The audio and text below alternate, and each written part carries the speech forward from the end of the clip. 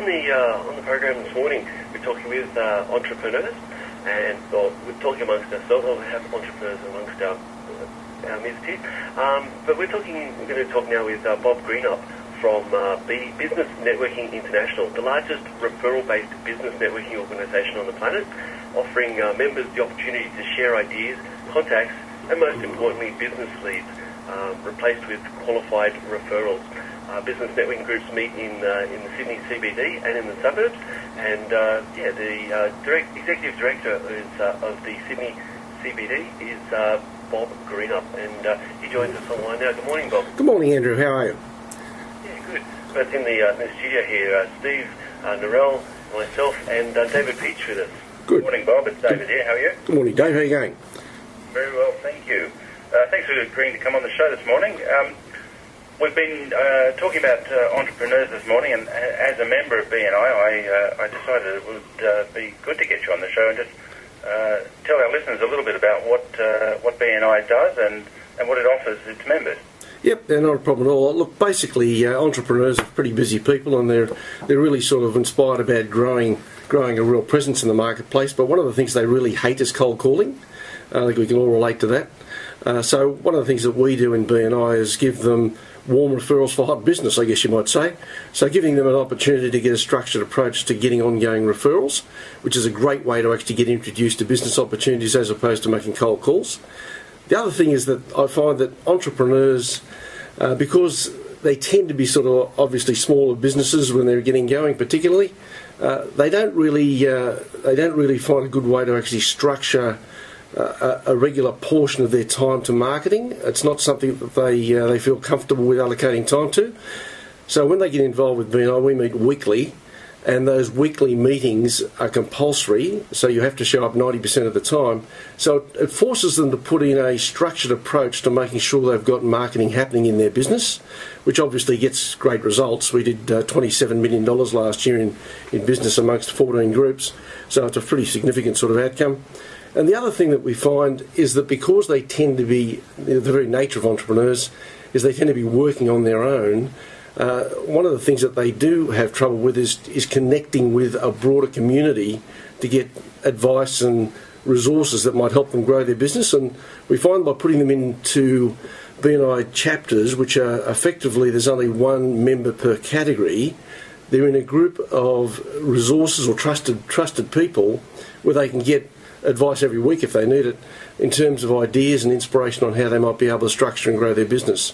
So those three things are the major elements that we can provide. It's that trust thing that, from my own experience, the acceleration of that trust process that I think the structure in BNI affords, because if you just go to your local Chamber of Commerce meeting and you'll meet a couple of people a couple of times a year. As a BNI member, you meet with your peers 48 times a year. Yep. And they grow, and so you get to know them, and they trust you, and you trust them, and you become comfortable making a referral to that other member about, I've got in the group that I am, I use a lot of data cabling people. I now have a really good electrician that I can refer to, and he gets all my work. Definitely. Well, I think, you touched on that routine each week, and I think it's a really good idea. When you're starting up a business, you're just trying to not put out all fires, but you're trying to work on all areas. So having that 90% compulsory attendance is actually a really good way to make sure you're still working on your business. Have you got any standout stories that have stuck in your mind of people that have used or not used BNI but attended BNI networking events over the years? Oh, look, we've had some astonishing transformations. We've had people grow their businesses 400, 500% in 2 or 3 years. I had one chap who came along. He was doing $100,000 a year turnover. He wanted to grow another $50,000 a year in his turnover, and within 3 years he'd done $1 million. So one of the things that I think BNI does, which I'm very proud to be associated with, is a lot of entrepreneurs, and that term gets used rather loosely, are people who've gone and bought themselves a job. And the difference between buying yourself a job and becoming an entrepreneur is actually getting out and marketing yourself and working on your business. And BNI provides that vehicle to be able to get out regularly without being in an intimidating sort of situation, without having to cold call, without having to be a brash salesman, just building a community around yourself so that you can actually elevate yourself from being someone who's just bought a job to somebody who's actually creating a vision and creating a business and creating a life. I think that's something I've noticed repeatedly with people who have joined our organisation. It takes them about 1 year to 4 years to actually get the community built up around them. So when they're rolling up on a regular basis, it's all about know, like and trust.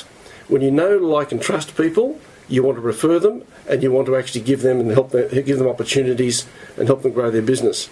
And that's what that regular weekly commitment makes. It's the big differentiating factor between what we do and just about any other networking opportunity you've got.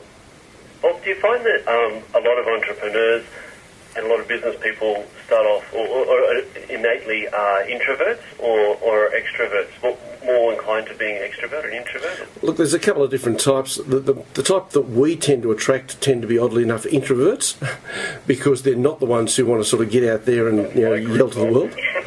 It's just a fact that we do tend to attract introverts, because what tends to happen is people who go into business tend to be technically competent, but not necessarily marketing competent. So they come out, they think it's a great idea to go and create a business, but they have no idea how to tell the world about it. And one of the things that we find that by being in BNI, they actually get confidence about public speaking, because they have to get up every week, and that probably scares people a bit. Get up every week and actually do their pitch to the group. They get an opportunity to do a 10-minute presentation on a rotating basis to the group, and they're doing it in a trusted sort of community where people are seeing each other every week. And anyone who's been involved with Toastmasters would be sort of familiar with the sort of same type of psychology. Essentially, by being with the same people on a regular basis, you've got a supportive group around you, which actually allows you to grow your skills, grow your marketing skills, grow your presentation skills, grow your confidence. And one of the comments actually made to me the other day, which I thought was quite interesting, was that when people go into business, sometimes when you're actually running a business and you're the sole person there, having to carry all the crises and all the management issues, they go along to their BNI meeting and they get up every week and they have to talk in a positive fashion about their business, and it actually has a positive impact on the way they feel about their business.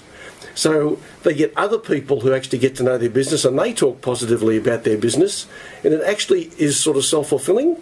They end up with a really positive attitude to their business because other people feel like a bit of accountability too there, Bob. So each week, if you're turning up and you're saying to another entrepreneur that's in the same situation as you, hey, so what have you done this week? And you haven't achieved anything, you're sort of feeling, well, someone else is doing it. I can get out there and do the same. Look, Narelle, accountability is huge in what we do. Essentially, every time you give a referral, what you're doing is you're spending part of your credibility. So essentially you're spending what we call social capital. When you actually go through your life as a business person, you're building up your social capital, and what you want to do is invest that social capital in people who are going to give you a return on that investment. So by showing up every week and actually getting people to know, like and trust you, and honouring the commitment when someone gives you a referral to actually follow it up and do a great job on it, you're actually giving the person who gave you the referral a return on their investment in you, which they're investing their credibility, they're investing their social capital. So the accountability is massive. That would be, aside from attendance, accountability would be the biggest issue that we actually can push. One of the other things I find as well in business is if you go, it's sort of about solving your client's problem, and if you're there, not necessarily just, your main purpose is to obviously sell your product or your service, but if your client's got an additional problem, and all of a sudden you're able to go, hey, I know this guy as well, you've got this problem, I can't personally help you out with that, but I've got someone who can. Try this guy, tell him you know me. All of a sudden you've provided more value as well outside of just your product or service, which is a really good thing to build as well, I believe. Oh, look, the reality is that everybody loves helping other people. This is just the whole organisation, by the way, is been built on the premise that people love helping other people. When you actually have a client who has something of need and you've actually got a trusted group of people you've developed relationships with, and you can introduce them to that client and they can do a fantastic job for them, not only does it actually increase your credibility, but it also makes you feel really good about what you've been able to do for your client. I think it's sort of a little bit like with Facebook. You want to like something that's a trend at the moment, or that it's really cool, or you want to be the one to say, hey, I saw this really funny video clip, I was the one responsible for it, or this is the brand that I like, and obviously it becomes very successful.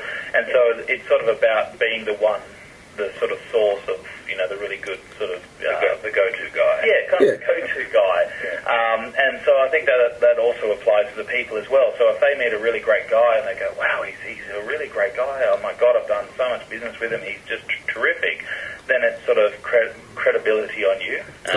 Well, we call it the gatekeeper. You want to become the gatekeeper.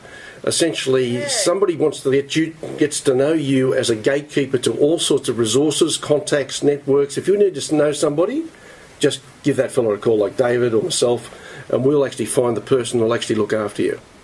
Do you know anyone who's big into drones at all? Into drones. Steve's favourite topic at the moment. What's the sort of agenda or schedule for a meeting? What happens at a meeting at BNI? At times, etc. Yeah. Yep. Basically, the 90% of meetings start at 7 o'clock in the morning and they finish at 8:30, so everyone can get to work within the normal working day. They're typically breakfast meetings, so there's normally a breakfast served. There's a 20-point agenda. They have a 15-minute general networking time where everybody just catches up with anybody who's visiting the chapter or one of the members, and then they sit down to a 20-point agenda for 75 minutes. And I'd say that chapters take great pride in the fact that they actually finish right on 8:30. We have the odd chapter that starts at 7:30, goes to 9 o'clock, but most of them are 7 till 8:30. That's the meeting part. And one of the sort of misconceptions about BNI is that you just go to a meeting each week. There's a lot more things that go on to build trust. Every member has an obligation to meet with at least one other member every week to learn about their business. So they can learn about their skills and their experiences and what's a good introduction for them and how to refer them and things like that, so that they've got...